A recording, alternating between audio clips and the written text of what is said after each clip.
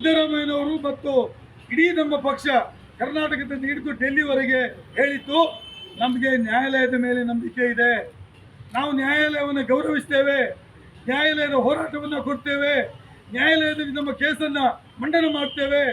ರಾಜ್ಯಪಾಲರು ಸಂವಿಧಾನವನ್ನು ಮೀರಿ ಇವತ್ತು ಕೊಟ್ಟಿರ್ತಕ್ಕಂಥ ಆದೇಶ ಏನಿದೆ ಇದನ್ನು ನಾವು ಪ್ರಶ್ನೆ ಮಾಡ್ತೇವೆ ಅಂತ ಹೇಳಿದೆವು. ಇವತ್ತು ಪ್ರಶ್ನೆ ಮಾಡುವ ಮೊದಲ ಹಂತ ಬಂದಿದೆ. ಮೊದಲ ಹಂತದಲ್ಲಿ ಜಯವನ್ನು ಪಡೆದಿದ್ದೇವೆ. ಹಾಗಾಗಿ ಬಿಜೆಪಿಯ ಮತ್ತು ಜನತಾದಳದ ಏನು ಷಡ್ಯಂತರ ಇತ್ತು ಅದನ್ನು ಇವತ್ತು ನ್ಯಾಯಾಲಯ ಬಹಳ ಸ್ಪಷ್ಟವಾಗಿ ತಿರಸ್ಕರಿಸಿದೆ.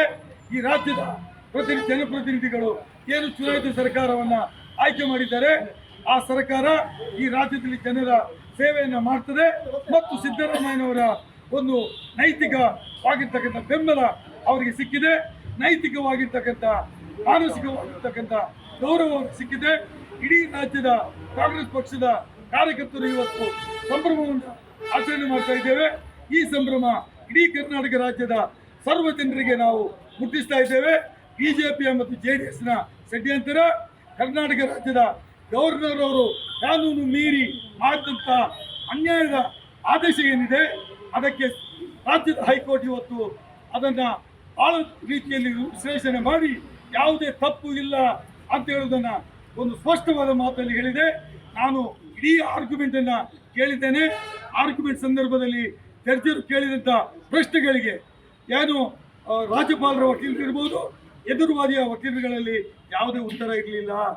ಜಡ್ಜರು ಕೇಳಿದರು ರಾಜ್ಯಪಾಲರ ವಕೀಲರ ಹತ್ರ ಮತ್ತು ಎದುರಿನ ವಕೀಲರ ಅರ್ಜಿದಾರರ ಹತ್ರ, ನೀವು ಸಿದ್ದರಾಮಯ್ಯರ ಮೇಲೆ ಯಾವ ಆಪಾದನೆಗಾಗಿ ಅವರಿಗೆ ಕೇಸು ದಾಖಲು ಮಾಡಲು ನೀವು ಅನುಮತಿ ಕೊಟ್ಟಿದ್ದೀರಿ ಅಂತ ಕೇಳಿದ್ದಕ್ಕೆ ಉತ್ತರ ಇಲ್ಲದಂಥ ಪರಿಸ್ಥಿತಿ ನೋಡಿದರೆ, ಚಡಪಡಿಸುವುದು ನೋಡಿದರೆ, ನೀರಿನಿಂದ ತೆಗೆದ ಮೀನನ್ನು ತೆಗೆದು ಕೆಳಗೆ ಹಾಕಿದರೆ ಯಾವ ರೀತಿ ಚಡಪಡುವಂಥದ್ದು ಅದೇ ರೀತಿ ಚಡಪಡಿಸುವುದು ಕಂಡ್ರೆ ಈ ಕೇಸ್ನಲ್ಲಿ ಫಲವಿಲ್ಲ.